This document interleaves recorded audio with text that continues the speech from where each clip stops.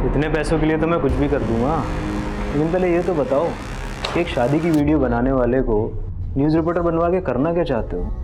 पहले ये स्क्रिप्ट याद कर लो, फिर सब समझाता हूँ। नमस्कार, आदाब। क्राइम पेट्रोल सतर्क के आज के इस एपिसोड में मैं अनूप सोनी आप सबका स्वागत करता हूं। दर्द पीने वालों की खामोशी में भी तूफान उठते हैं। ये बात और है कि गरजने वाले बरसते नहीं। ये केस एक तूफान लेकर आया था। जज्बात के साथ जुनून भी बह रहा था और बहने वाला था खून, और वो भी कई इंसानों का। 30 दिन 30 कहानियों की श्रृंखला में आज के इस एपिसोड पर अपनी विशेष राय रखेंगे हमारे आज के मेहमान और जाने माने रिपोर्टर साहिल जोशी। नमस्कार, मैं साहिल जोशी क्राइम पेट्रोल सतर्क में आज फिर लेकर आया हूं एक ऐसा अनसुना अनदेखा केस जो मुझे लगता है कि आपको देखना बेहद जरूरी है। हम सबके कई एम्बिशन होते हैं, नई जॉब, नए अवसर के तलाश में हम में से कई लोग महानगरों का रुख कर लेते हैं, सक्सेस के पीछे भागते हैं, लेकिन कई बार फेल्योर का भी सामना करना पड़ता है। सक्सेस और फेल्योर के बीच में बहुत कुछ ऐसा होता है जिसमें भटकने के भी चांसेस होते हैं। यह भटकाव कभी कभी एक गंभीर अपराध का रूप ले लेता है। इस केस में भी कुछ ऐसा ही हुआ। यह 7 घंटे की एक ऐसी वारदात है जिसमें बीतने वाला एक एक पल कुछ जिंदगियों पर भारी पड़ने वाला था।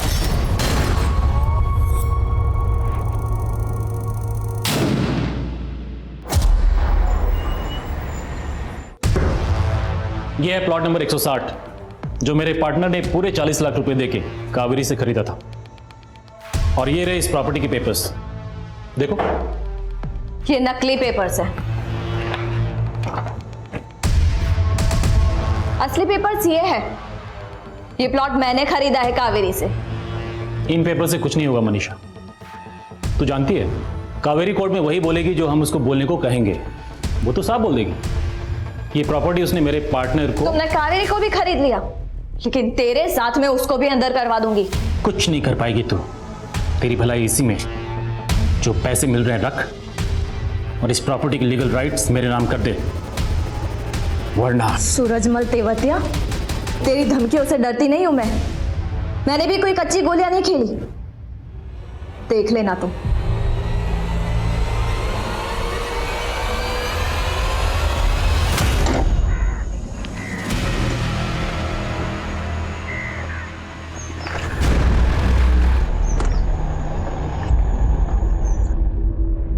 अगर मैं उसकी सिर्फ हड्डी तोड़ूंगा तो मेरे खिलाफ पुलिस में बोल सकता है। तुम उसे जान से क्यों नहीं मरवा देती? नहीं, जितना बोला है उतना कर।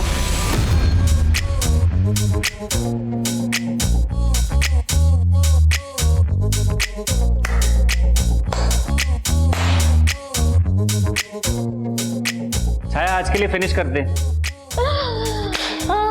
Very good very good very good everyone. अच्छा, अब हम कल मिलेंगे। Okay, bye.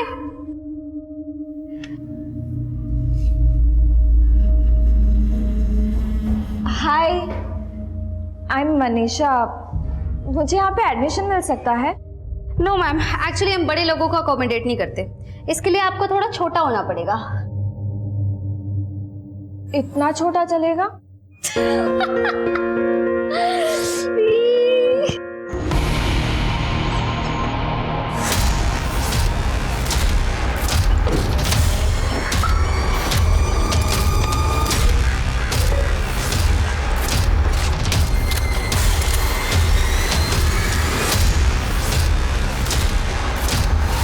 संडे को आप कॉफी बनवा बनवा के थका देते हो, हाँ?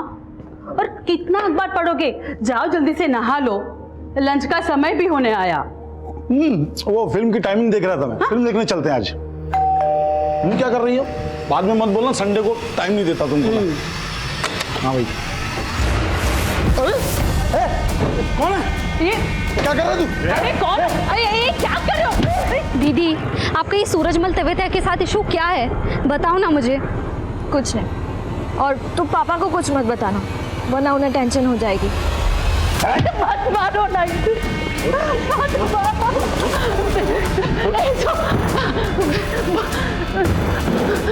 बोलो ना, तुम्हें क्या चाहिए? शांति? यहाँ कोई शांति नहीं रहती। तेरी अक्ल घुटने पे है क्या? हाँ, शांति मतलब चुप्पी। देखो मेरी बात सुन।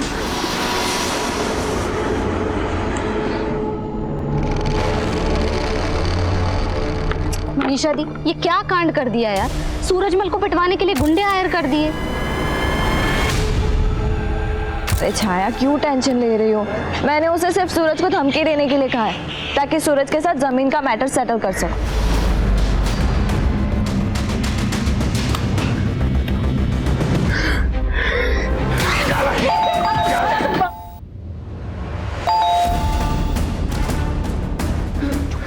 चुप चुप चुप चुप।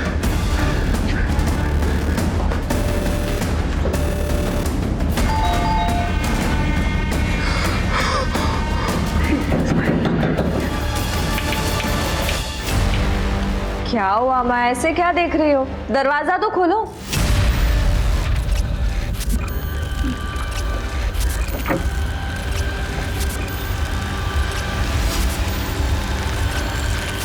क्या हुआ?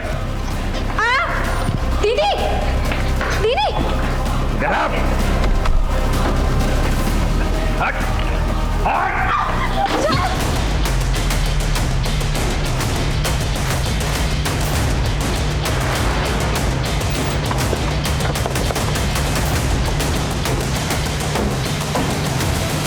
आप लोग श्योर हो कि आवाज बिल्डिंग के 4th फ्लोर से ही आई थी और वो गोली चलने की आवाज थी? हाँ सर, मैं 4th फ्लोर पे ही रहता हूँ और मेरा फ्लैट उनके फ्लैट के सामने ही है। सर पक्का गोली चलने की आवाज़ थी और सर कुछ चिल्लाने की आवाज़ें भी आ रही थी। सर जब हम उनके फ्लैट पर ये पता करने के कि आवाज़ किसकी है तो उनकी बेटी ने बताया कि उनके फ्लैट में शॉर्ट सर्किट हुआ है और उसके माथे से खून भी बह रहा था।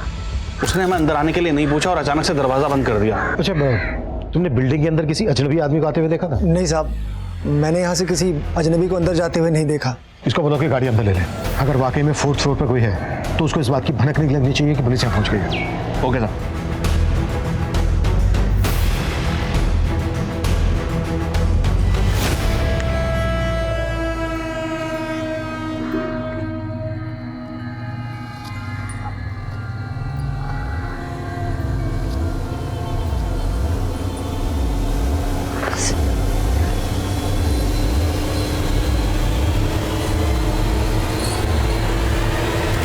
Good morning sir. माफ पे जाओ।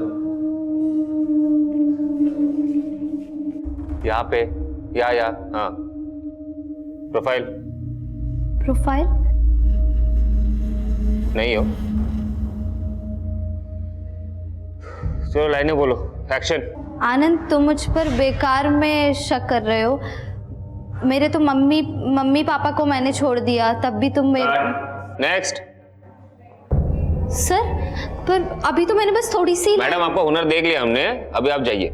सर मैं अरे मैडम, जब रोबोट का ऑडिशन होगा ना तब हम आपको बुलाएंगे। सर प्लीज बस।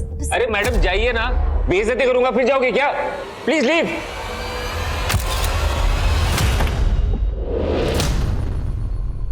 सर ये तो 2nd फ्लोर वाला राहुल है सर।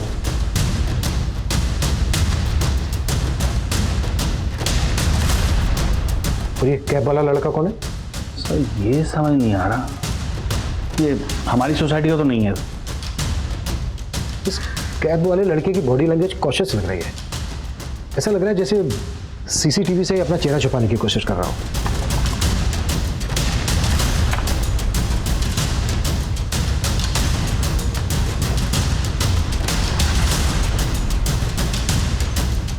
वो कैब वाला लड़का महाराष्ट्र की नंबर प्लेट वाली गाड़ी लेकर यहाँ आया और बिल्डिंग के सेक्रेटरी का कहना है कि वो लड़का यहाँ का नहीं है। ये भी तो हो सकता है कि वो लड़का 4th फ्लोर पे ना जाकर किसी और फ्लैट में गया हो। बिल्डिंग के बाकी मेंबर से पूछो कि वो लड़का किस फ्लैट में गया। तो क्या चाहते हो? क्यों आए हो यहाँ? वैसे मैंने सोचा नहीं था कि हमारी पहली मुलाकात का ये मोड़ आएगा। वालिया, में तुमसे ये सामना हो जाएगा।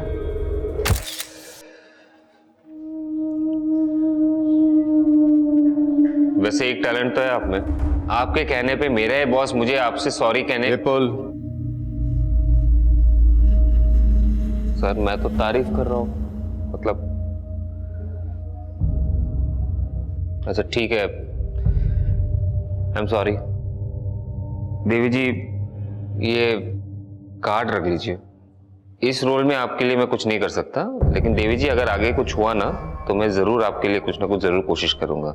ठीक है, ये लीजिए। मुझे आज भी गिल्ट है कि मेरे वजह से तेरा करियर बर्बाद हो गया, लेकिन मेरा जो प्लान है ना, उससे तेरे सारे रास्ते बदल जाएंगे। मैं तो तुझे फिल्में भी लॉन्च करने वाला हूँ। तुम अपनी बकवास बंद करो, समझे? मेरी बात तुझे बकवास लगती है, लेकिन मैं सीरियस हूँ। एक मिनट,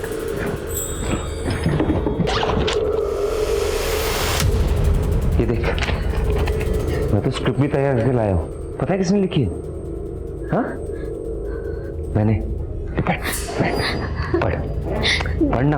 देखो प्लीज, मुझे कोई स्क्रिप्ट नहीं पढ़नी, मुझे जाने दो। मैंने बोला है पढ़ना है तो पढ़। सर ये ओम प्रकाश जी की दोनों बेटियां हैं। सर एक मिनट सर, यहाँ पॉज कीजिए जरा। सर ओम प्रकाश की बड़ी बेटी मनीषा के सर पर इस वक्त चोट नहीं है, लेकिन सुबह जब हम इनके फ्लैट पर गए थे तो इसके माथे पर चोट। सर मैंने सारे फ्लैट ओनर से बात की, वो लड़का किसी भी फ्लैट में नहीं गया। इसका मतलब यह है कि वो लड़का इस वक्त ओम प्रकाश जी के फ्लैट में मौजूद है। जब ये गाड़ी बिल्डिंग में अंदर आ रही थी तब तो इंटरकॉम पे किसी से बात कर रहा था। कहीं ऐसा तो नहीं कि तो जानबूझ के गायब हो गया? साहब मैं जानबूझ के क्यों गायब होऊंगा साहब? वो तीसरे फ्लोर पे पानी ओवरफ्लो हो रहा था साहब, तो वही हम पानी का वाल बंद करने गए थे।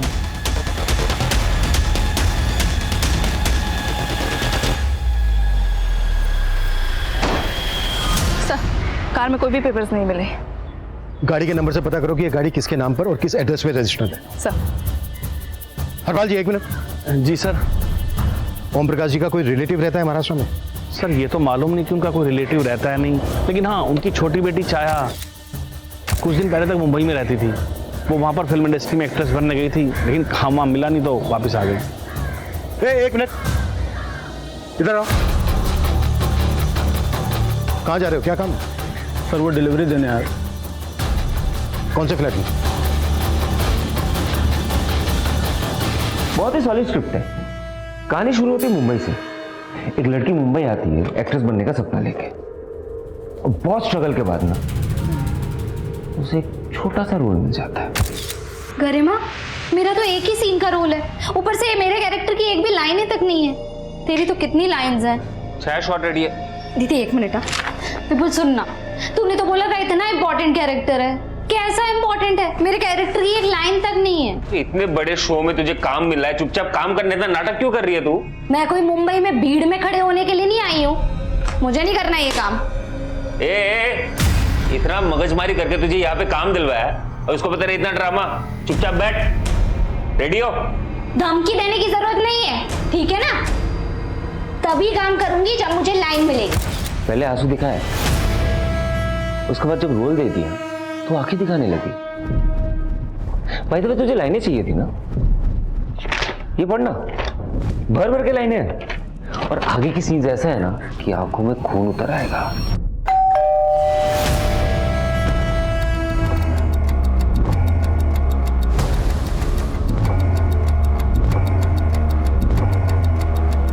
जो भी है उसे फटाफट यहां से रफा दफा कर। चल।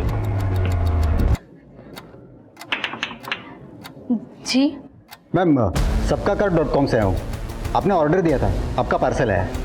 हाँ, आप नीचे ही रख दीजिए। मैम पार्सल तो रख दूंगा, लेकिन आपको पेमेंट भी तो करना है, आपको कैश देना पड़ेगा 1024 रुपया। और मैम सिग्नेचर भी करना है, ये रजिस्टर्ड अंदर आएगा नहीं, आपको दरवाज़ा खोलना पड़ेगा प्लीज़।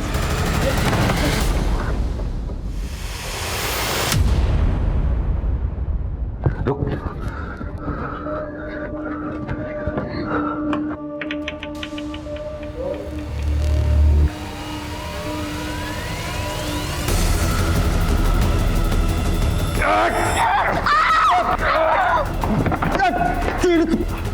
इस लड़के के इरादे बिल्कुल भी ठीक नहीं लग रहे सर, ये कुछ भी कर सकता है। सबसे पहले हमें यह समझना होगा उसने क्यों और किस मकसद से पूरी फैमिली को हॉस्टेज किया होगा।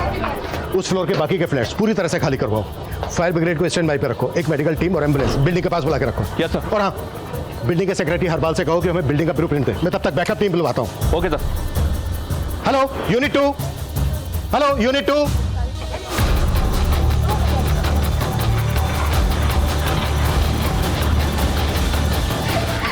दरवाजा खोल।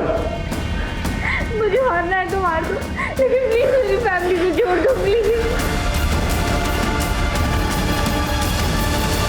एक मिनट, डायरेक्टर को कन्विंस कर लिया तेरे लिए। अब गरिमा की ये वाली लाइन ना तू बोलने वाली है, ठीक है? मैंने मॉडिफाई भी कर दिया है। चल बोल के दिखा। 1 सेकेंड।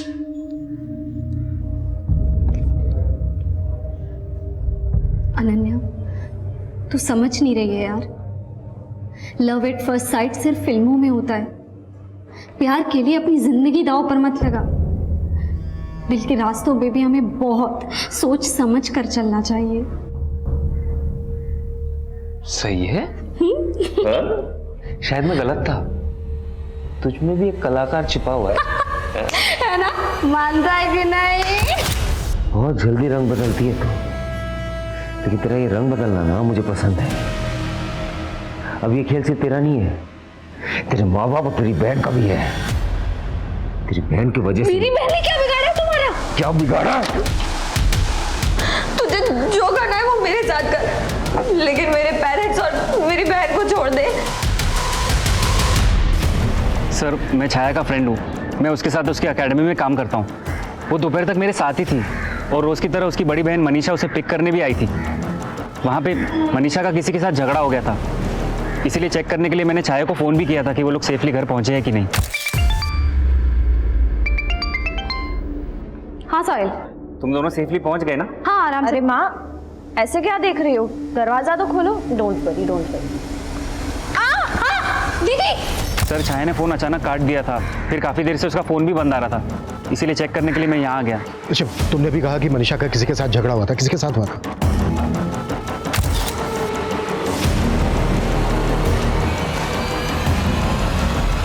सर, वो सूरजमल तेवतिया के आदमी थे। मनीषा प्रॉपर्टी कंसल्टेंट है। उसका किसी ज़मीन को लेकर झगड़ा चल रहा था सूरजमल तेवतिया के साथ। सूरजमल तेवतिया? सर, ये सूरजमल तेवतिया तो बड़ा लैंड माफिया है। पहले भी धमकी के कई केसेस पर। ये भी तो हो सकता है जो अंदर लड़का है उसे सूरजमल तेवतिया नहीं भेजा हो मनीषा और उसकी फैमिली को धमकाने के लिए। राहुल, एक काम करो, इस सूरजमल तेवतिया को उठाओ, कुट्टो। शायद सूरजमल के जरिए हम उस लड़के को रोक सके। Okay sir.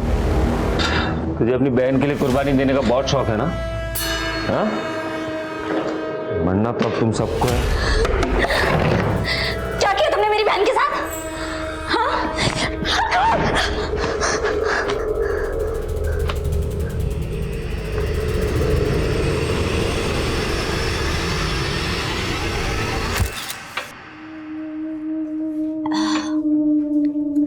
यार मुझे ना अभी छोटे मोटे रोल नहीं करने, लीड करना है यार।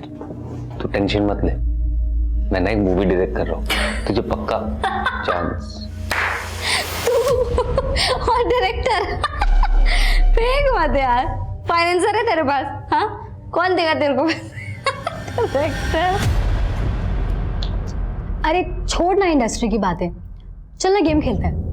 ओके चलो।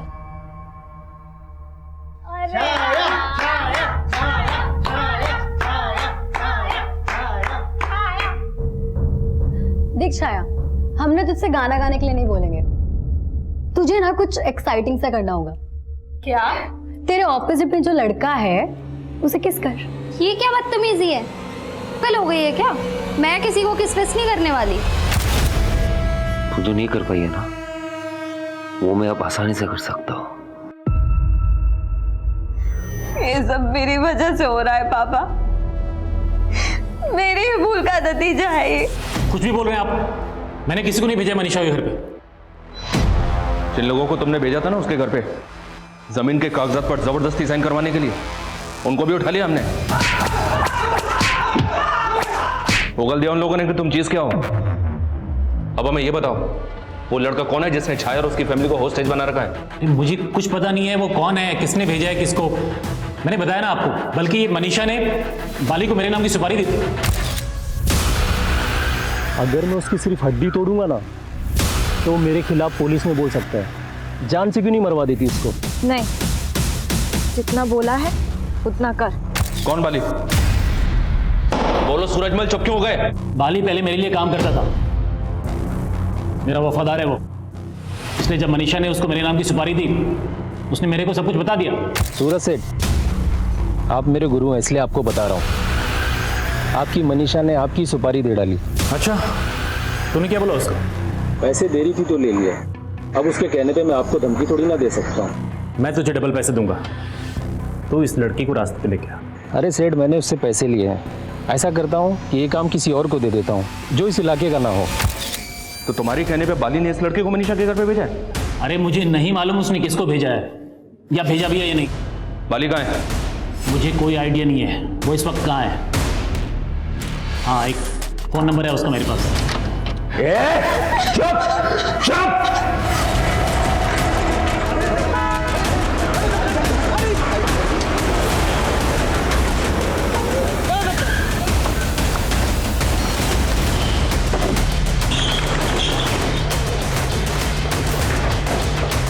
सबको सेफ्टी के साथ बाहर लेके जाओ, क्विक। हाँ राहुल, ये सूरजमल तेवतिया ने बाली का जो नंबर दिया सर वो बंद है, और ये बाली कहाँ अंडरग्राउंड है इसका कुछ पता नहीं चल रहा। आर यू श्योर ओम के घर पे जो लड़का है उसको बाली नहीं भेजा होगा? कुछ कंफर्म नहीं है सर। बाली जैसा क्रिमिनल कुछ भी कर सकता है। इतना पूछने के बाद भी मुझे ऐसा लग रहा है सर ये सूरजमल अब भी हमसे कुछ छुपा रहा है। कुछ समझ में नहीं आ रहा है राहुल, ये सिर्फ डराने धमकाने की बात है या फिर गेम कुछ और ही है?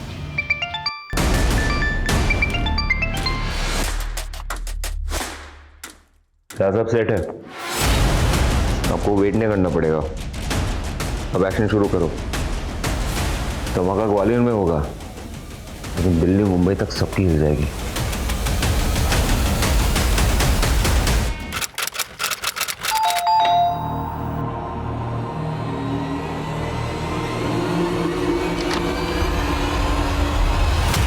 मैंने तुम्हें मना किया था ना मेरा पीछा करने को, क्यों कर रहे हो मेरा पीछा? मैं पीछा नहीं कर रहा था, मैं तुमसे बात करना चाहता अरे मुझे तुमसे बात नहीं करनी है, तुम्हें क्यों नहीं समझ आ रहा? वो गिफ्ट लाया था तुम्हारे। मुझे तुम्हारा कोई गिफ्ट नहीं चाहिए, समझ नहीं आ रहा तुम्हें? तुम लड़कियों का ना समझ में नहीं आता। कभी जिंदगी में इतने करीब आ जाती हो हमदर्द की तरह, और जब निकालना होता है तो दूध में मक्खी की तरह निकाल देती हो। तुम जैसे लोगों को ना निकालना ही होता है, क्योंकि तुम एक नंबर के गुंडे हो, गुंडे। मेरी बात क्या बात सुनो? मुझे तुम्हारी बात नहीं सुनो। मेरी बात सुनो। मैं ना तुम्हारे फायदे के लिए यहाँ पे आया। तुम क्या बोल रही थी कि मेरी मूवी को कोई फाइनेंस नहीं करेगा ना? अच्छे खासे भाइयों के साथ मेरा कनेक्शन है, जैसे चुटकी में वो लोग फाइनेंस करते थे। देखो तुम्हें कॉम्प्रोमाइज करने की भी जरूरत नहीं होगी, है ना? तुम बस मुझे हाँ बोल दो, स्टार बना दूंगा।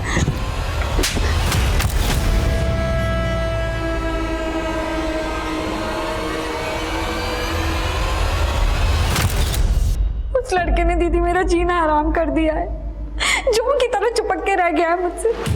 तो उसका नाम नंबर बोल, उससे भी बड़े बड़े गुंडों को जानती हूँ मैं। 2 मिनट में सीधा कर दूंगी उसको। क्या बोल रही है मनीषा तू? ऐसा कुछ नहीं करना मैं।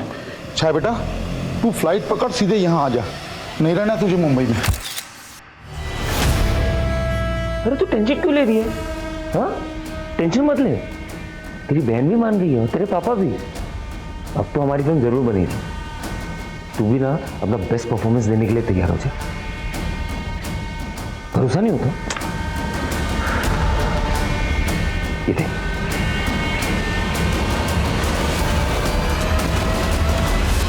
ये ओम प्रकाश के फ्लैट का ब्लूप्रिंट। हॉल में 2 विंडो हैं। हॉल के दोनों तरफ एक बेडरूम है। सिंगल बेडरूम में 1 विंडो है, मास्टर बेडरूम में 1 विंडो है। अगर हमने इनकी विंडो से घुसने की कोशिश की तो वो शूट कर सकता है। अब हमारे पास 2 जगह बचती हैं। मास्टर बेडरूम का बाथरूम, इसकी विंडो, किचन के साथ जो बाथरूम है इसकी विंडो। हमें इन विंडो से अंदर जाना है। टीम रेडी करो।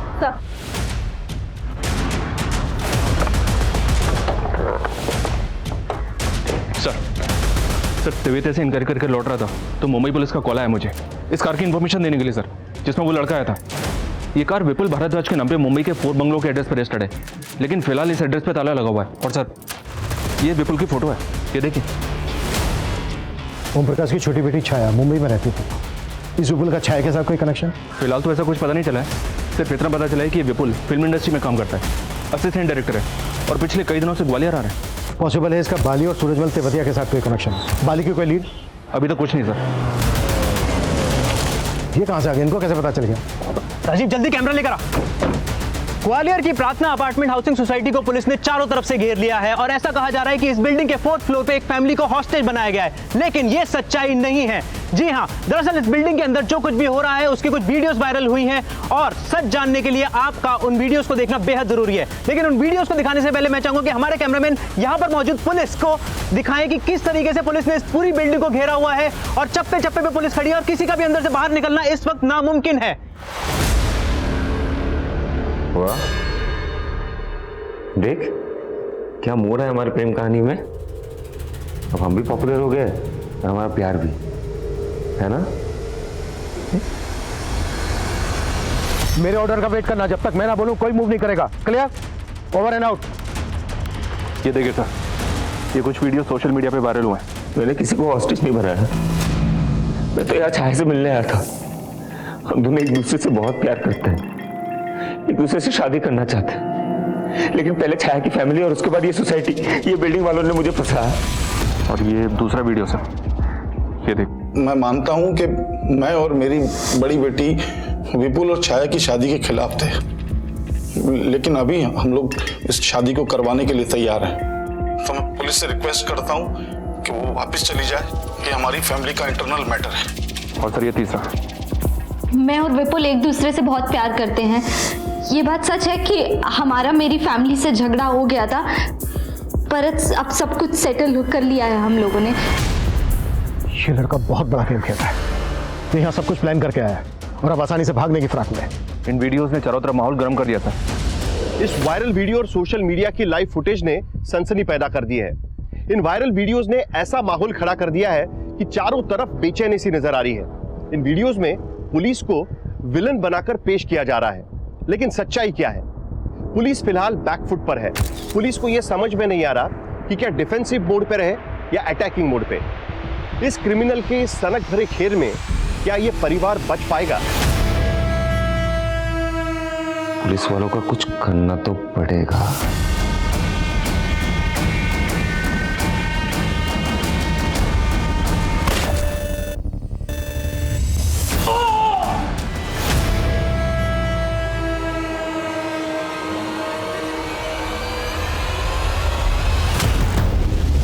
ये लड़का मीडिया के सामने हीरो बनने की कोशिश कर रहा है। लाइव रिपोर्टिंग में पुलिस वाले पे गोली चला दी इसने।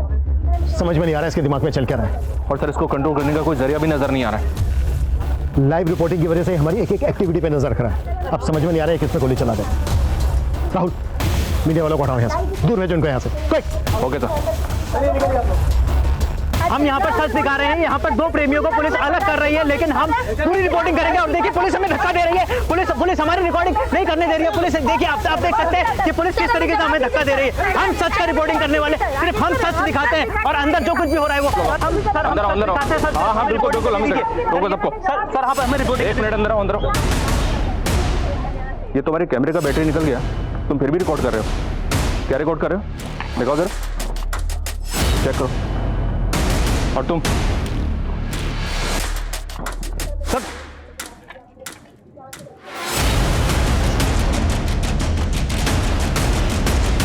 जल्दी करो और उस तरफ जाओ। तुम थोड़ा इस तरफ जाओ। चलो जल्दी। ये देखे सर, ये आदमी बिना बैटरी के कैमरे से रिकॉर्डिंग कर रहा था और ये मोबाइल को अपनी जेब में इस तरह से फंसा के लाइव रिकॉर्डिंग कर रहा था और फ्रेंड्स बुक पे अपडेट कर रहा था। ये देखे सर। ये सब क्यों कर रहे थे तुम लोग? और हो कौन? हाँ? इसकी जेब से विजिटिंग कार्ड मिला सर। प्रकाश डिजिटल लैब, वेडिंग स्पेशलिस्ट। तो शादी में वीडियो बनाता है, तो फिर यहाँ पर न्यूज एंकर बनकर लाइव रिपोर्टिंग क्यों कर रहा था? बोल। सर वो लड़का, उसने पैसों का लालच दिया था सर।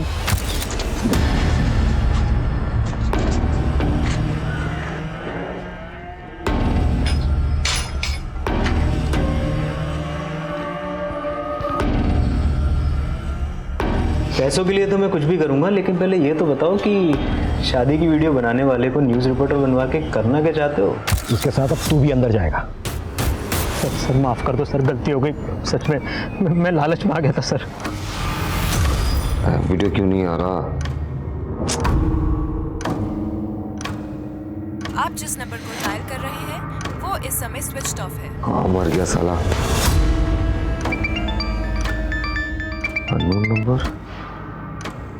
हेलो विपुल, इंस्पेक्टर अभिमन्यु जिंदल बोल रहा हूँ। अरे जिंदल साहब, आपको मेरा नंबर कहाँ से मिल गया?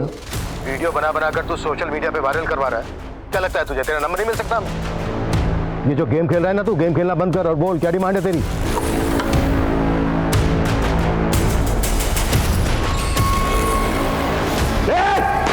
विपुल,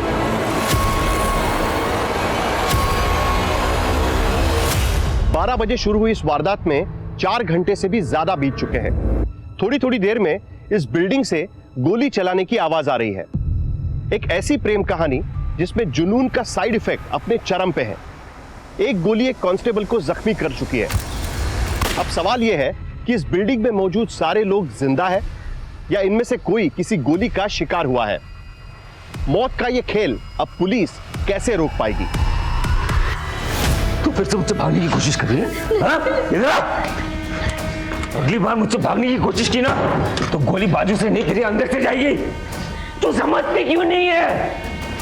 मैं तुझसे प्यार करता हूं, तुझसे शादी करना चाहता हूं। मैं तुझे कभी धोखा नहीं दूंगा, तू भरोसा रख मुझ पे। तू भी मुझे कभी धोखा मत देना। अगर मुझे धोखा दिया ना तो मैं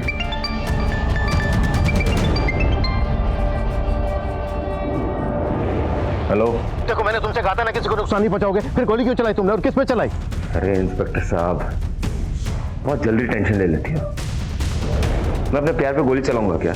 हाँ ठीक है, सब कुछ ठीक है यहाँ पे। लो किसी से बात करो, बोलो सब कुछ ठीक है। हाँ सर मैं ठीक हूँ। हेलो हेलो छाया, देखा सब कुछ ठीक है, लेकिन अगर तुम लोग अपने हरकतों से बाज नहीं आओगे ना तो सब कुछ ठीक नहीं रहेगा। विपुल बताओ तुम्हारी डिमांड क्या है? मैं तुम्हारी हर एक डिमांड पूरी करूंगा, लेकिन तुम छाया और उसकी फैमिली को कोई नुकसान नहीं पहुंचाओगे। पहले तो यहाँ पे जितने भी पुलिस वाले सबको हटाओ, एक भी टिकनी नहीं चाहिए। मुझे और छाया को सेफ पैसेज चाहिए, वरना पता है ना। नहीं, देखो तुम छाया को कोई नुकसान नहीं पहुंचाओगे और नहीं उसकी फैमिली को। अरे पहले करके तो दिखाओ, फिर देखते हैं। हमें तुम्हारी शर्त मंजूर है। मैं अपनी पूरी टीम को लेकर यहां से जा रहा हूं। मिशन अबॉर्ड, सब नीचे आ जाओ। चलो चलो हमें यहां से निकलना है, चलो आ जाओ। सब बिना हलचल के गाड़ी में बैठो, हमें यहां से निकलना है, जल्दी करो क्विक। छाया सब सेट हो गया, सब मान गए, पुलिस वाले भी मान। हाँ इंस्पेक्टर, जैसे कि तुमने डिमांड की थी, हमारी पूरी पुलिस टीम यहां से निकल रही है, लेकिन देखो तुमने हमसे वादा किया है छाया और उसकी फैमिली को बिना नुकसान पहुंचाए तुम छोड़ दोगे। हम तुम्हारी बात मान रहे हैं, तुम भी अपने वादे पे कायम रहना। हम यहां से जा रहे हैं, हमारी पूरी पुलिस टीम यहां से जा रही है। तुम चाहो तो ऊपर से चेक भी कर सकते हो। ठीक है, अभी मीडिया में जाओ और जाके बाइट दो कि तुम मुझे और छाया को सेफ पैसेज दे रहे हो। ओके।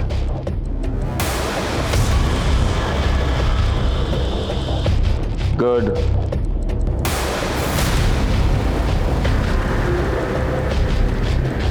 अब आया ना लाइव वीडियो।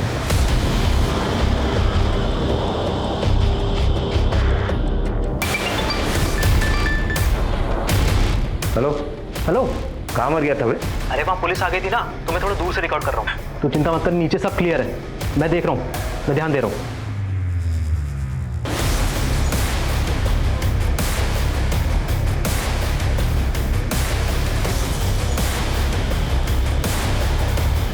देखना कुछ भी नहीं है, सब क्लियर है एकदम। चल ठीक है, तो चुपके से वीडियो भेजते रहे।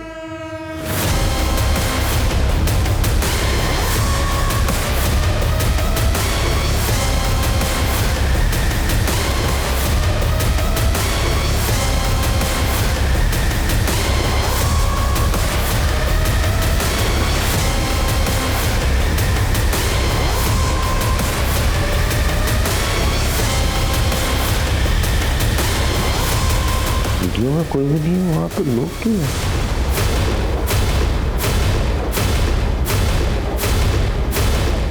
जगह तो सही है, थोड़ा मुझे एड़ा बना रहा है।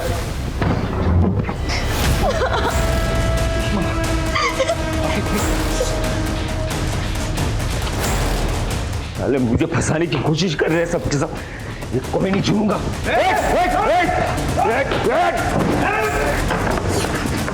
ये तुम लोगों ने अच्छा नहीं किया, अब कोई नहीं बचेगा। सर अंदर एक औरत बेहोश पड़ी है, रेस्क्यू करो, हॉस्पिटल पर जाओ जल्दी।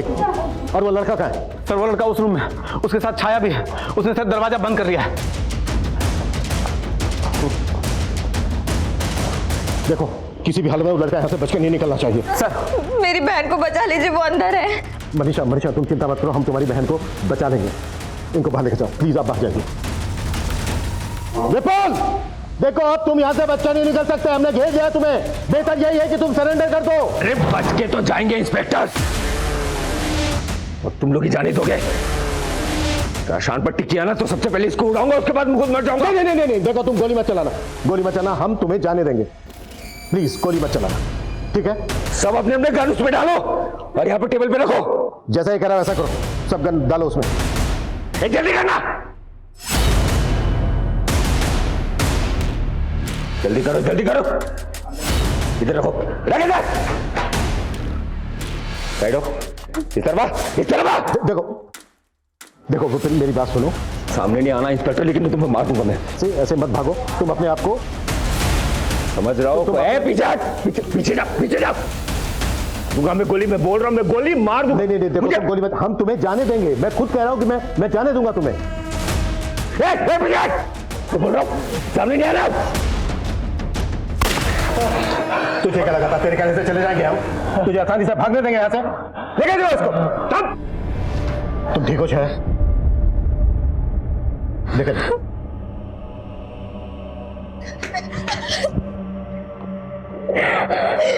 मम्मी कहाँ है? कैसी है? वो हॉस्पिटल में, पापा है उनके साथ। तू ठीक तो है ना?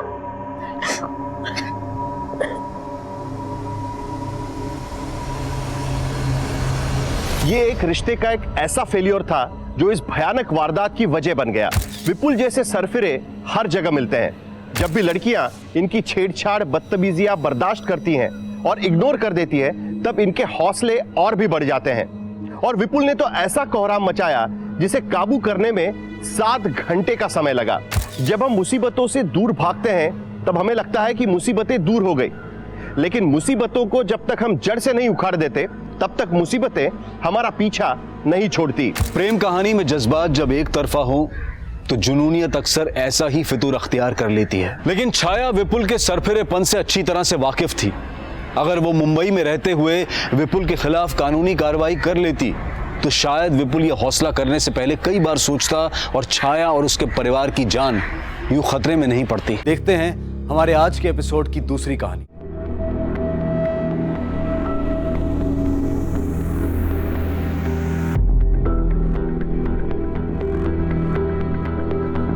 अकाउंटेंट साहब पूरे दुनिया का हिसाब करते हैं, मेरा हिसाब कब करेंगे? मन तो बहुत करता है स्वाति, लेकिन तुम तो जानती हो कमाई इतनी है ही नहीं कि फैमिली शुरू करने के बारे में सोच भी सके। मंथ एंड आते आते तो जेब खाली हो जाती है।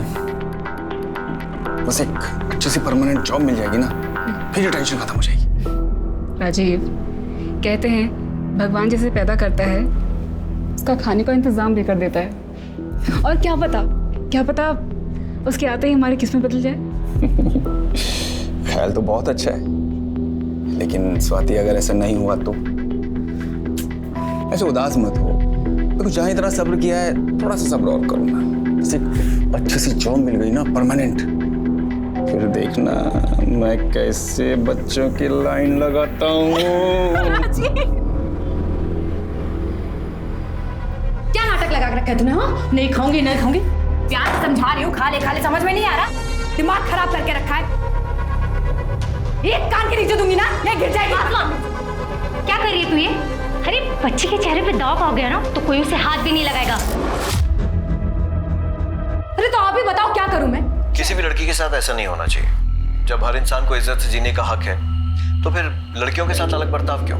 आप सब जो मुझे देख रहे हैं, सुन रहे हैं, आपसे सिर्फ एक ही बात कहना चाहूंगा कि अगर आपके पास कोई जानकारी है कि किसी लड़की या महिला को देह व्यापार में धकेला जा रहा है, या फिर आप खुद लड़की या महिलाएं हैं जिनके साथ ये अत्याचार हो रहा है, तो आप मुझे 4440645654 पर कांटेक्ट कर सकते हैं और मैं और मेरी टीम आपकी मदद करने की पूरी कोशिश करेंगे।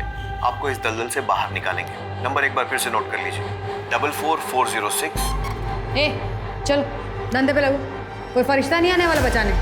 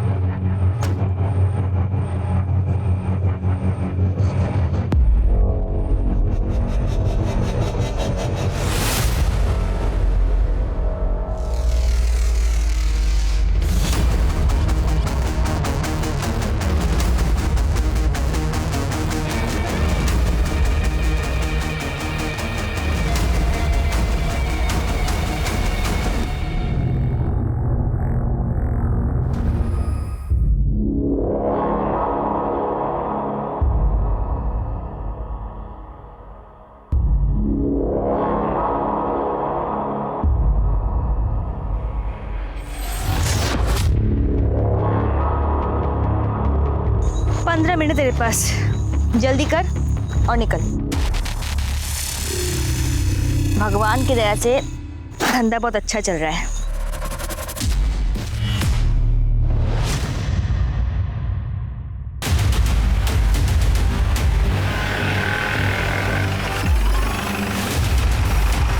सर इस तरफ सर, यहाँ संभल सर। ये गाँव वाला यहाँ हल्का होने आया, इसने बॉडी को देखकर हमें इन्फॉर्म कर दिया।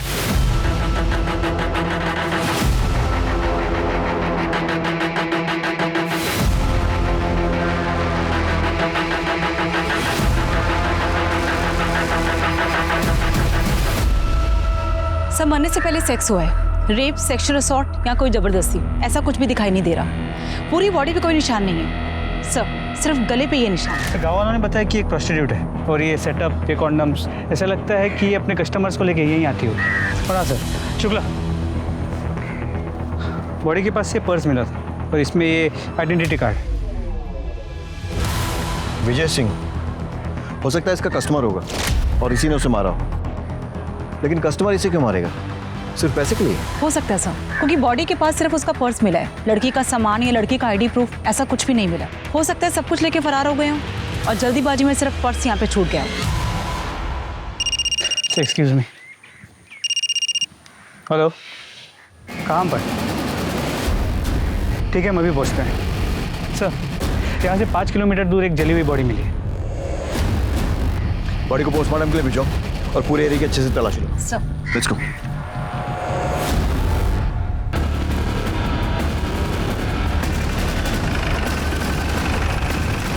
लगता है पेट्रोल जैसी किसी चीज से जलाया गया है। पहचानना भी मुश्किल है कि आदमी है या औरत। यहाँ ऐसी कोई चीज नहीं मिली जिससे हम बॉडी की पहचान कर सके। मिश्रा, पता करो आसपास में कोई मिसिंग कंप्लेंट दर्ज हुई है क्या? शायद उससे इसकी शिनाख्त हो सके। विजय सिंह, इसका पता करो। जी सर। 5 किलोमीटर के दायरे में एक प्रोस्टिट्यूट और एक जली हुई लाश मिलने से पूरे इलाके में दहशत फैल जाती है। दिन दहाड़े हुई इस हत्या के लिए जिम्मेदार कौन है, पुलिस या प्रशासन? सवाल ये भी खड़ा होता है कि एक वैश्या जिसके पास जिस्म के अलावा कुछ भी नहीं, बात अगर पैसे की होती तो सिर्फ मारपीट तक होती, लेकिन यहाँ मामला कुछ और है। सर, जंगल में जिस औरत की लाश मिली थी उसका नाम मीना था, उम्र 22 साल। 15 साल की उम्र से इसी डिस्ट्रिक्ट में अलग अलग जगह में प्रोस्टिट्यूशन का काम कर रही थी ताकि पकड़ी ना जाए। वह 2 बार अरेस्ट हो चुकी है, हमारे पास उसके रिकॉर्ड्स भी हैं। और उसकी फैमिली, उनका कोई रिकॉर्ड? सर नहीं, उसका अभी तक असली नाम भी पता नहीं चला, तो फैमिली का कहाँ से पता चलेगा? पता नहीं इस धंधे में कब से है। फैमिली होगी भी तो सामने नहीं आएगी, क्योंकि उन्हें उसकी मौत के दुख से ज़्यादा अपनी झूठी इज्जत की चिंता होगी। सर, मीना मर्डर केस में सस्पेक्ट विजय सिंह के बारे में पता किया। टेम्पो ड्राइवर है, विशाल नगर स्लम में रहता है। पड़ोसियों ने बताया कि करीब 1 साल पहले उसकी बीवी की मौत हो गई, जिसके बाद से वो प्रोस्टिट्यूट्स के पास जाने लगा। कभी कभी उन्हें घर भी ले आता था, जिस वजह से मोहल्ले में झगड़े भी होते। मतलब पॉसिबिलिटी है कि शायद मर्डर उसी ने किया। इसका कोई आता पता? सर, हम पता कर रहे हैं। पड़ोसियों ने बताया कि विजय कल टेम्पो लेके निकला तो था, लेकिन वापस नहीं आया। उसके बाद किसी ने विजय को नहीं देखा। उसका फ़ोन नंबर मिला है, लेकिन कंटिन्यूसली स्विच ऑफ आ रहा है। मतलब ये हो सकता है कि मर्डर करने के बाद वो फरार हो गया। मिश्रा, इस विजय सिंह और इसका टेम्पो दोनों के लिए बोलो जारी करवाओ। जी सर। और वो जली हुई लाश जो मिली उसकी कोई शिनाख्त? सर, वो एक मीडियम हाइट के आदमी की, इस डिस्क्रिप्शन से मैच करता हुआ कोई भी मिसिंग कंप्लेंट पिछले 1 हफ्ते में रजिस्टर नहीं हुआ है।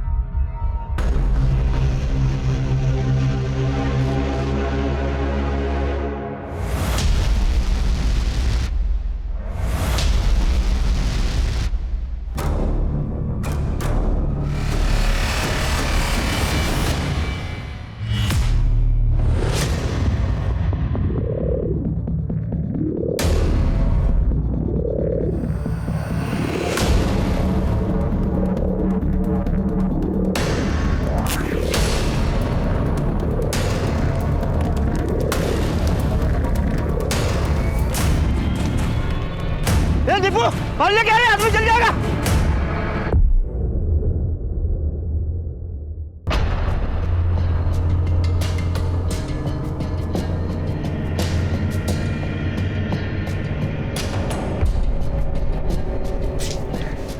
ए, घूरता क्या है?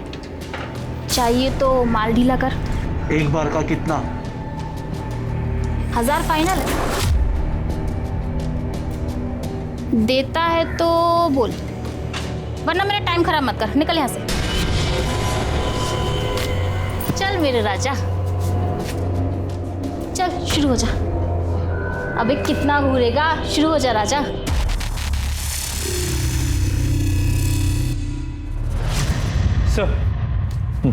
सर मीना की मौत 18 तारीख की रात 8 से 11 बजे के बीच गला दबाने की वजह से हुई।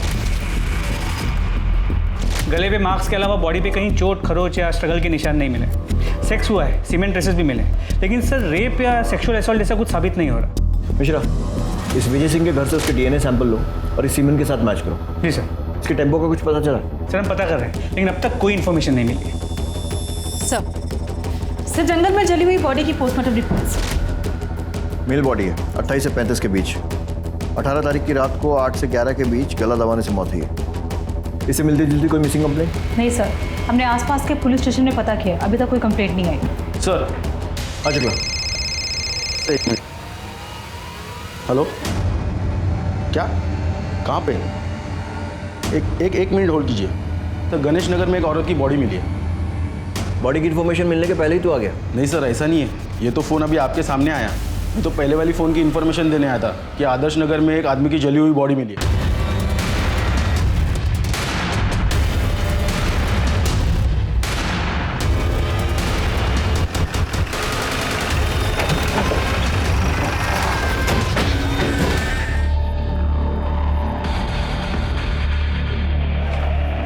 सर आसपास के लोगों का कहना है कि इस औरत का नाम शबनम है। ये इस एरिया में धंधा करती थी सर। इन लोगों ने कई बार इसकी कंप्लेंट भी की है सर, लेकिन ये इसके बाद भी इस कमरे में कस्टमर बुलाती थी। ठीक है, चारों तरफ अच्छे से तलाशी लो। Okay sir.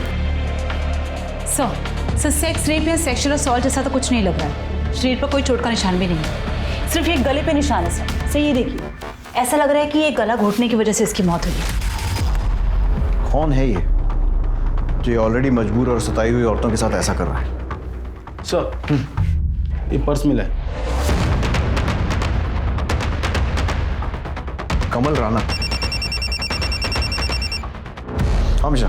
सर यहाँ भी एक जली हुई बॉडी मिली है, ठीक वैसे ही जैसे पिछले केस में थी। इसे भी पेट्रोल डाल के जलाया गया। ठीक है, मैं पहुँचता हूँ।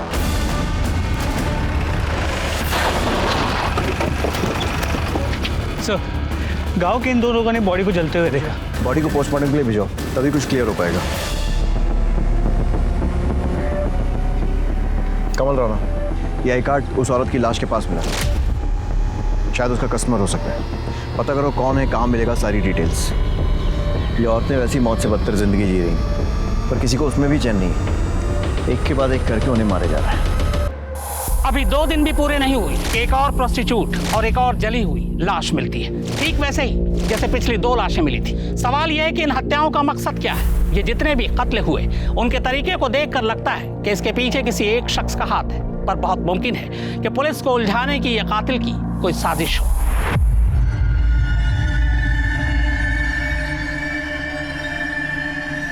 बुलबुल, बुलबुल, बुलबुल, बुलबुल, कहाँ जा रही है? दरवाजा खोल। हामिद, आसपास कहाँ मर रहे हो तुम लोग? अरे कोई पकड़ो उसे।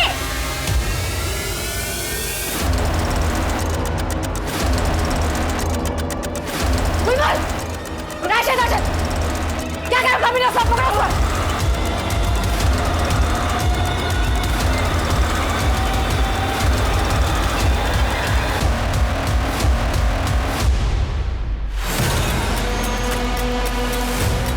ए बुलबुल, अपने आप से बाहर आ जा। आपा तेरे को जान से मार देगी। ए बुलबुल, सब देखते हैं।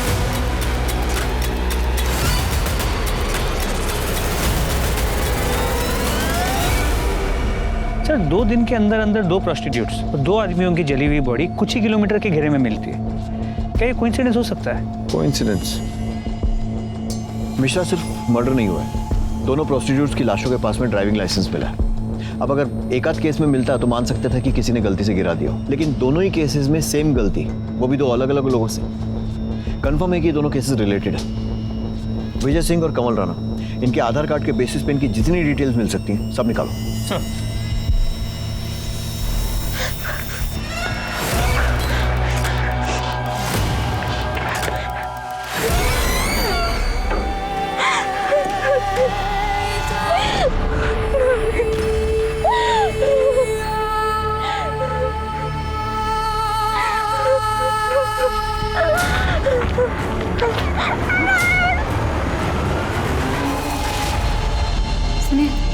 निकलना जरूरी है क्या?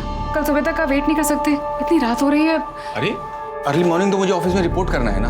देखो अभी मैं निकलूंगा फरीदाबाद के लिए तो कम से कम 1.5 से 2 घंटे लगेंगे पहुंचने। फिर जाकर सामान रखूंगा, थोड़ा सोऊंगा। हाँ तो और उसके बाद सुबह जाकर के मैं स्वाति क्या हुआ? इतना सैड फेस क्यों बनाया हुआ है? नहीं प्लीज स्वाति समझो ना। देखो ये बिल्कुल वैसी जॉब है जैसी मैं करना चाहता हूँ। पता नहीं राजीव, मुझे बहुत घबराहट सी हो रही है। अरे तुम बस ये सोचो कि अपना नया घर कैसे सजाओगी। चलो अब खुश हो जाओ। पहुंच के फोन करना। हाँ ठीक है, मैं निकलता हूँ और तुम अपना ध्यान रखना।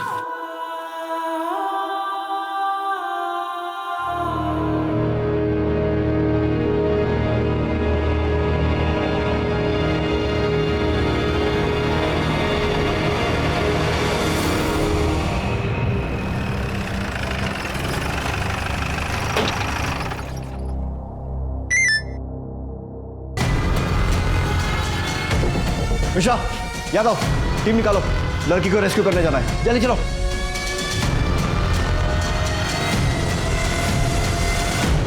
पुलिस को मिली सूचना के अनुसार यहाँ पर एक 13 साल की बच्ची को जबरदस्ती रखा गया और उस पर बहुत ज्यादा अत्याचार किए गए और इस बात की जानकारी पुलिस को खुद उस बच्ची ने दी और राहत की बात यह है कि पुलिस उसको बचाने में कामयाब हुई है।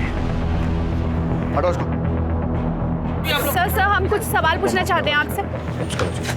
एक्सक्यूज मी सर, क्या आप हमें बता सकते हैं ये बच्ची कौन है और इस पर अत्याचार करने वाले लोग कौन थे और आपको इस बात की जानकारी कैसे मिली? इस बच्ची का नाम प्राची है। इसके माँ बाप नहीं, अनाथ, अपने इन रिश्तेदारों के साथ रह रही थी और ये लोग इस पर अत्याचार कर रहे थे और ज़बरदस्ती से मजदूरी करवा रहे थे। फिलहाल हम लड़कियों को एनजीओ के हवाले कर रहे हैं और इन लोगों के खिलाफ मुकदमा दर्ज करने जा रहे हैं। हम बच्ची को उसके माँ बाप तो नहीं लौटा सकते, लेकिन एनजीओ के साथ कम से कम वो एक नॉर्मल लाइफ जी पाएगी। Thank you so much. Thank you so much.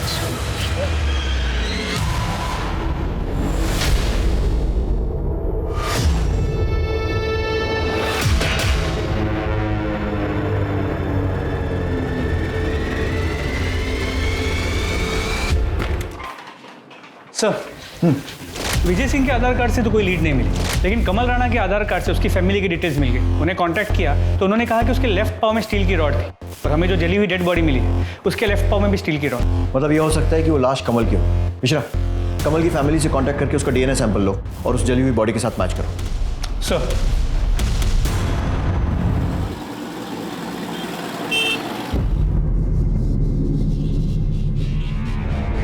अबे तो पहली बार आया है ना, इसलिए तुझे ऐसा लग रहा है। टेंशन मत ले, तुझे बहुत मजा आने वाला है। और ये पुलिस वुलिस ना जोगेदा मैडम के जेब में होती है बे।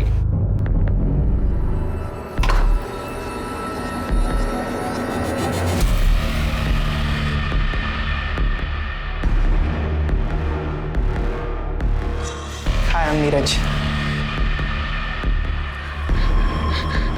भैया भैया प्लीज मेरी मदद करो। मुझे ये सब जबरदस्ती करवा रहे। इन लोग ने ना मुझे इंजेक्शन देके बड़ा किया। अभी मैं सिर्फ 13 साल की हूँ भैया, प्लीज मेरी मदद कर दो। अक्षय, मैंने बोला था ना कोई पछाड़ा नहीं चाहिए मेरे को। अरे क्या हुआ, क्यों गला फाड़ ले? बताएगा हुआ क्या है? इसने मुझे बोला था वो लड़की 18 साल की है। उस लड़की ने मुझे खुद बताया वो 13 साल की लड़की है और तुम लोगों ने मिलकर उसे इंजेक्शन दिया है बड़ा होने। साली को तो मैं भी देखती हूँ, बताती हूँ उसे।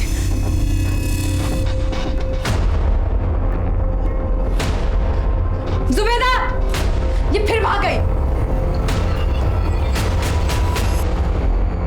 तो क्या यह तय था कि इन मर्डर्स को अंजाम देने वाला कोई सीरियल किलर ही था, जो जानबूझकर देह व्यापार करने वाली औरतों के पास उनके आखिरी कस्टमर का आईडी कार्ड प्लेस करता था ताकि पुलिस मर्डर के इल्जाम में एक ऐसे मुजरिम की तलाश करे जो खुद शिकार था और कभी हाथ नहीं लगने वाला था, और वो इसलिए क्योंकि उसे जलाया जा चुका था। और अगर ये सच था तो ऐसा खेल रचने वाला कौन हो सकता था?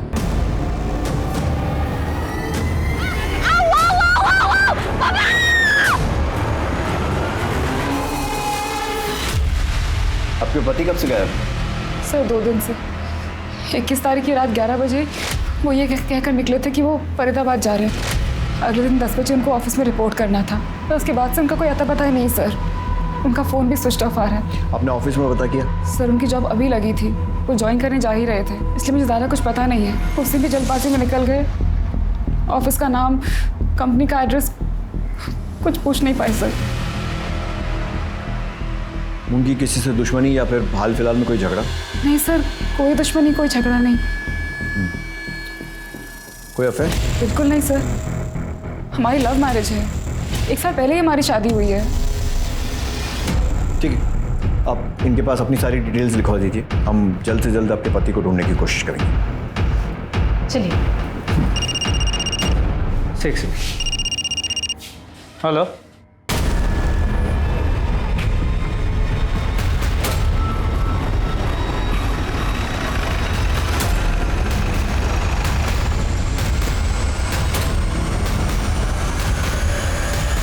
आसपास चेक करो।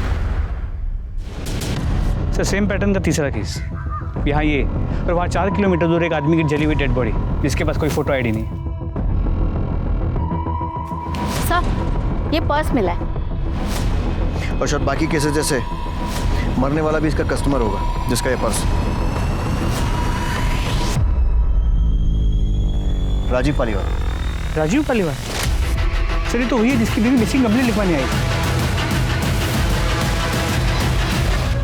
आप लोगों का दिमाग खराब हो गया? राजीव प्रोस्टिट्यूट के पास? ऐसा हो ही नहीं सकता सर। देखिए, मैं ये नहीं कह रहा हूँ कि राजीव प्रोस्टिट्यूट के पास गया था, या फिर गया था तो क्यों गया था, ये भी नहीं बता सकता। मैं सिर्फ ये चाहता हूँ कि आप बॉडी की शिनाख्त करेंगे क्या ये राजीव की है या नहीं। मैं आपका दुख समझता हूँ, लेकिन हम लोग भी ड्यूटी कर रहे हैं, सो प्लीज कोऑपरेट। चेहरा जला हुआ है, मैं कैसे बताऊँ कि राजीव है या नहीं? देखिए, राजीव की बॉडी पर अगर कोई आइडेंटिफिकेशन मार्क हो या कोई चोट का निशान जिससे आप उसकी पहचान कर सकें। बचपन में उनका एक ऑपरेशन हुआ था, तो राइट हैंड पे उनका निशान है।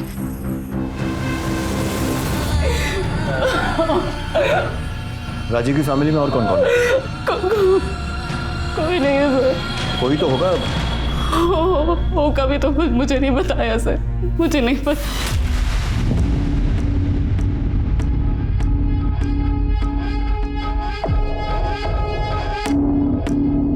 हाँ भेजो। सुनो, ये फाइल आज ही भिजवा दो इमीडिएटली। ठीक है सर। सर मुझे एनओसी इशू करवानी है। एनओसी किस लिए? राजीव पालीवाल के घर पर कब्जे के लिए। आप कौन?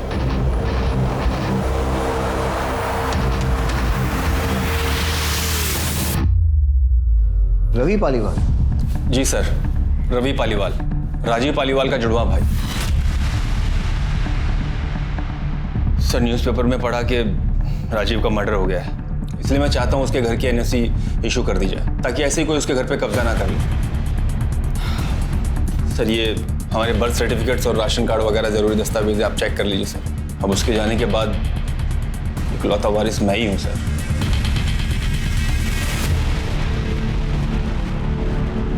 जिस न्यूज़पेपर में ये पढ़ा कि राजीव का मर्डर हो गया, उसमें ये नहीं पढ़ा कि उसकी वाइफ ने बॉडी को आइडेंटिफाई किया, और प्रॉपर्टी पर पहला हक वाइफ का ही होता है ना। वाइफ? वाइफ उस घर में रहती है? क्या बात कर रहे हैं सर, वो घर तो 1 साल से खाली पड़ा है, जब से राजीव पुष्पा भाभी और ख्याति को लेकर यहाँ शिफ्ट हो गया था। पुष्पा, ख्याति, ये कौन है? पुष्पा भाभी राजीव की वाइफ और ख्याति उनकी बेटी। 1 मिनट, राजीव की वाइफ का नाम स्वाति है, और उसने हमें बताया कि उन दोनों की 1 साल पहले शादी हुई है और उनका कोई बच्चा नहीं है। तो ये बेटी कहाँ से आई? क्या?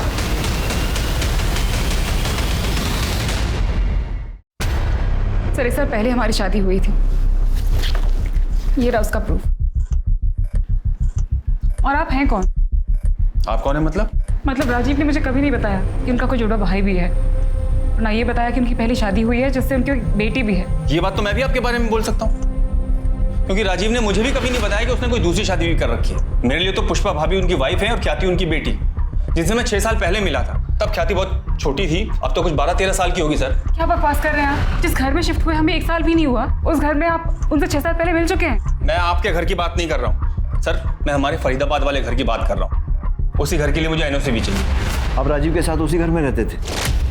जी सर, शुरू से हम लोग साथ ही रहते थे। इनफैक्ट मम्मी डैडी के जाने के बाद तक हम लोग साथ ही थे। फिर मैं काम के चक्कर में पुणे शिफ्ट हो गया। मुझे याद है करीब 2 साल बाद राजीव ने शादी की थी। मैं शादी में भी नहीं आ पाया था सर, काम बहुत ज़्यादा था। तो अभी 6 साल पहले मैं पुष्पा भाभी और ख्याति से पहली बार मिला था।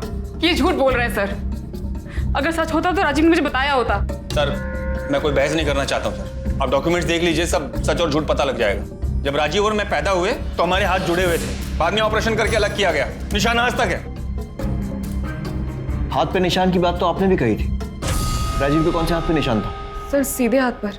बिल्कुल सही है सर, मेरे उल्टे हाथ पर है, ये देखिए, जब हम पैदा हुए हमारे हाथ जुड़े हुए थे सर।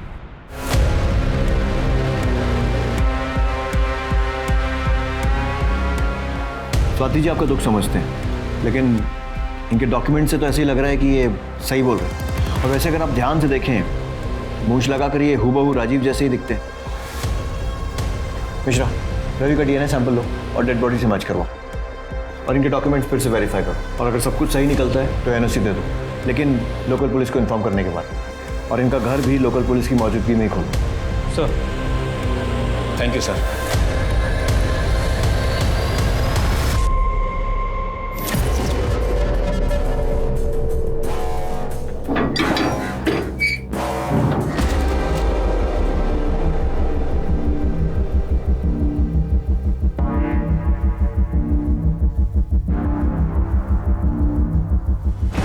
गुप्ता,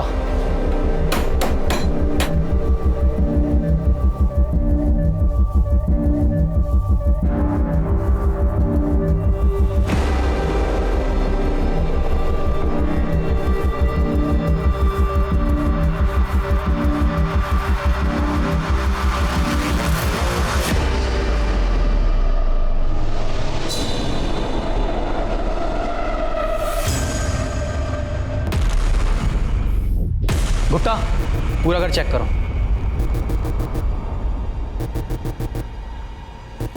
ये कंफर्म मर्डर लग रहा है। बॉडी जानबूझकर नमक डालकर गलाई गई है ताकि बदबू दबाई जा सके और बॉडी गलकर खत्म हो जाए। मरे हुए काफ़ी महीने हो चुके हैं, सिर्फ कंकाल बचा है। इस केस की फाइल हमें हैंड ओवर करो, क्योंकि इस केस से जुड़ा हुआ केस हम ऑलरेडी इन्वेस्टिगेट कर रहे हैं। ओके, इनसे इस केस की फाइल ले लेना। Okay sir.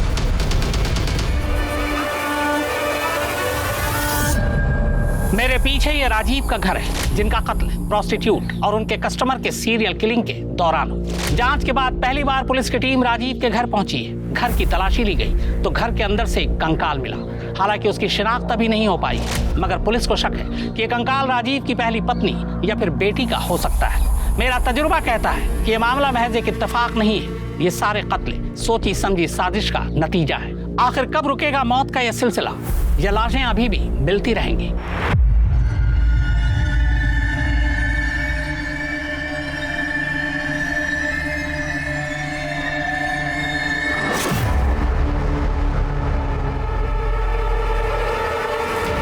आप बता सकते हैं मरने वाला कौन हो सकता है? सर मैं कैसे बता सकती हूँ? मुझे तो ये भी नहीं पता था कि राजीव की फैमिली भी है। पता नहीं था या बताना नहीं चाहती? सर मेरा विश्वास कीजिए सर, मैं सच बोल रही हूँ। आपके लिए सिर्फ एक केस होगा, पर मेरे लिए तो मेरी पूरी दुनिया उजड़ गई है सर। मैं बिलीव ही नहीं कर पा रही हूँ कि राजीव मेरे साथ ऐसा कैसे कर सकता है। अगर वो मेरे सामने होते तो मैं उनसे पूछती उन्होंने मेरे साथ ऐसा क्यों किया। ठीक, जा सकते हैं। दामिनी सर, ये रवि का जुड़वा वाला एंगल चेक करो। ये बात मुझे हजम नहीं हो रही है कि एक सगा भाई अपने भाई की मौत पर, शादी पर कहीं भी नहीं पहुंचा, लेकिन मौत की खबर मिलते ही प्रॉपर्टी की एनओसी कराने पहुंच गया। उसने एक बार भी ये नहीं पूछा कि भाई के मरने के बाद उसकी पत्नी और उसकी बेटी कहाँ है। रवि और राजीव दोनों के कॉल रिकॉर्ड्स और मोबाइल डिटेल्स निकलवाओ, और जो डॉक्यूमेंट्स उसने दिए हैं अच्छे से चेक करो। सर मैंने राजीव के फरीदाबाद वाले घर के पड़ोसियों से पूछताछ की। उन्होंने कहा कि राजीव अपनी पहली बीवी पुष्पा और बेटी ख्याति के साथ उसी घर में रहता, और करीब 1 साल पहले अपनी बीवी और बच्ची को लेकर अचानक से कहीं गायब हो गया। उसके बाद किसी ने उसे वापस नहीं देखा। और हाँ सर, पड़ोसियों ने कहा कि अभी कुछ दिन पहले उन्होंने एक लड़की को देर रात उस घर के बाहर देखा था। मैं खुद डर गई थी सर।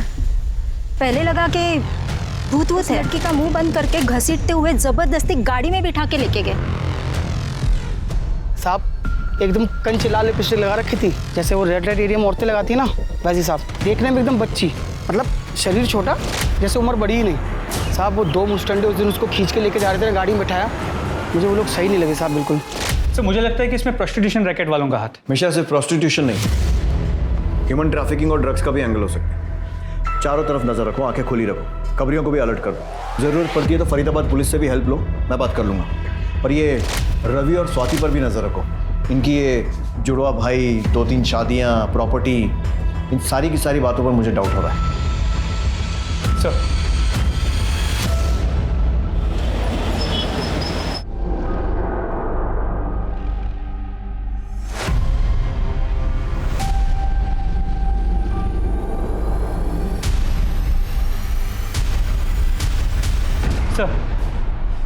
सर झिलमिल के बॉडी पे मिले सीमेंट का डीएनए उसकी बॉडी से 4 किलोमीटर दूर जो जली हुई बॉडी मिली थी उसके डीएनए से मैच करता है, लेकिन सर वो डीएनए रवि के डीएनए से मैच नहीं करता। इसका मतलब वो लाश राजीव की नहीं है और राजीव का पर्स वहां पर जानबूझकर हमें गुमराह करने के लिए डाला गया था। लेकिन अगर ये भी सीरियल किलर का काम है तो वो ऐसा क्यों करेगा, जबकि पिछले दोनों केसेस में उसने ऐसा नहीं किया था?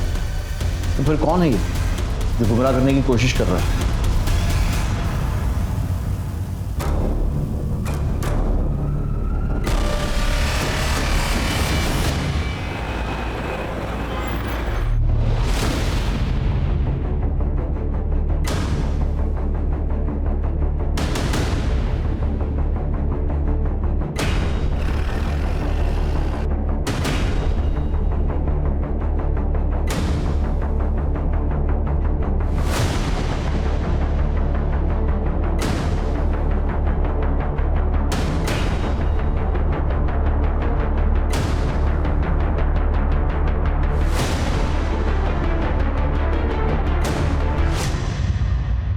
घबराओ मत, हम हैं तुम्हारे साथ। क्या नाम है तुम्हारा? ख्याति।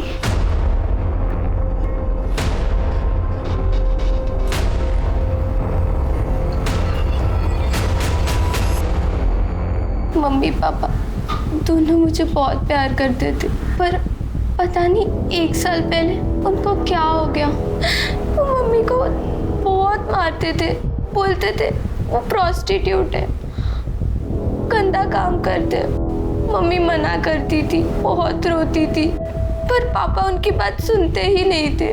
फिर पापा मुझे भी मारने लगे, गुस्सा करने लगे कि मैं उनकी बेटी नहीं हूँ, मेरा बाप कोई और है, जिसके साथ मम्मी दिन रात रोती थी, सोचती थी कि एक दिन पापा ठीक हो जाएंगे, पर ऐसा नहीं हुआ। इतने दिनों तक। Thank you uncle. अगर आप मेरी मदद नहीं करते, मुझे बचाते नहीं, तो मैं अपनी जान ले लेती। पहचानती हो? हाँ, ये मेरे पापा हैं। बेटा इनके हाथ पे चोट का निशान है ना? हाँ। कौन से हाथ पर? सर सीधे हाथ पर सर। पक्का? सोच लो। हाँ सर पक्का। मैं वाइफ हूँ उनकी, मुझे तो पता ही होगा ना। पॉइंट। स्मिता जी,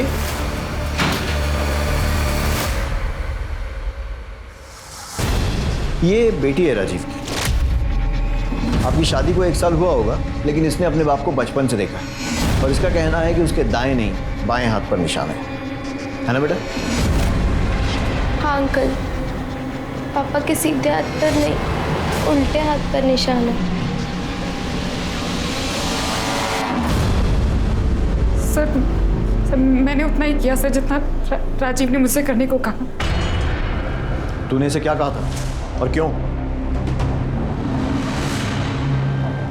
पुष्पा की वजह से, एक प्रोस्टिट्यूट की वजह से मेरा घर, मेरी जिंदगी बर्बाद हो चुकी थी। मुझे लगा मैं पकड़ा जाऊंगा, इसलिए मैंने अपनी राजीव पालीवाल की पहचान को मिटाने का सोचा। लेकिन नए नाम, नई जिंदगी के लिए पैसे चाहिए थे जो मेरे पास नहीं थे।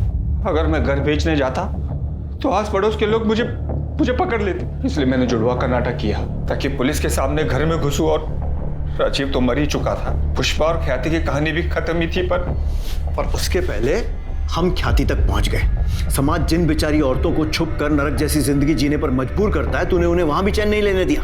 किसने हक दिया तुझे उनसे नफरत करने का? तूने जो किया है ना, मैं इस बात की गारंटी लेता हूं कि अब जेल में तेरा एक एक दिन बद से बदतर बीतेगा। तब तुझे समझ में आएगा कि तूने किया क्या है।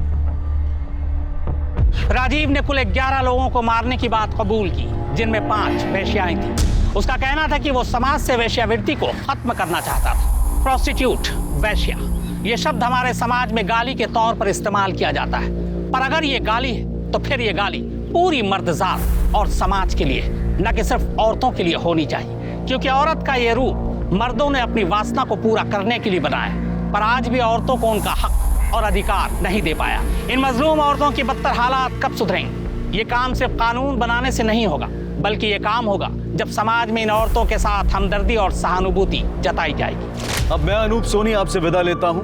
फिर मुलाकात होगी क्राइम पेट्रोल सतर्क में एक और नए केस के साथ और उस पर हमारे एक्सपर्ट के विश्लेषण के साथ।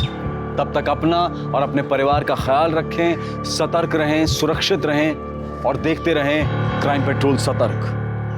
जय हिंद। क्राइम पेट्रोल के और भी दिलचस्प कहानी देखने के लिए हमारे चैनल को सब्सक्राइब करें और बेल आइकॉन दबाना न भूलें।